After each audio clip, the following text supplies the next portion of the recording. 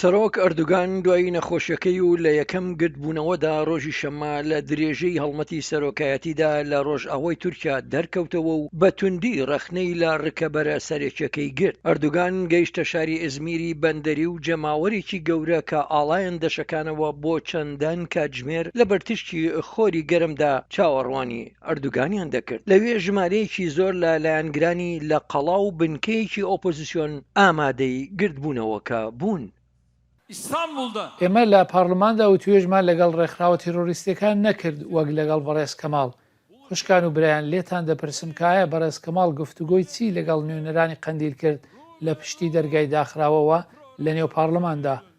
ئەی بەڕێز کەماڵ ئەوەم بۆ ڕوون بکەرەوە.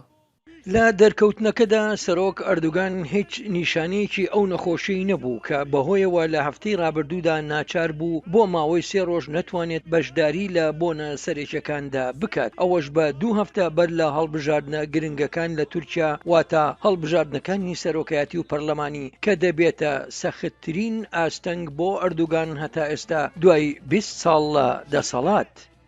Kandil'den ne diyor? ئایا قەندیل چی دەڵێت؟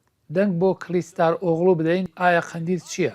قەندیل سەرانی ڕێکخراوە تیرۆریستەکەی لێیە. ئایا برایانمان لە ئەزمیر دەڵێن بەڵێ بۆ قەندیل؟ بەڵام لەکوێ ئێوە باشترین وەڵامی ئەمە دەدەنەوە؟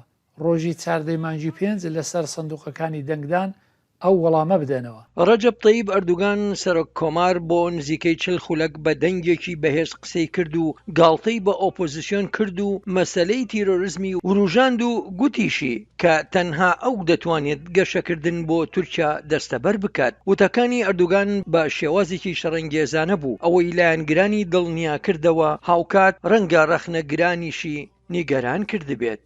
سمک و عەزیز، دەنگی ئەمریکا.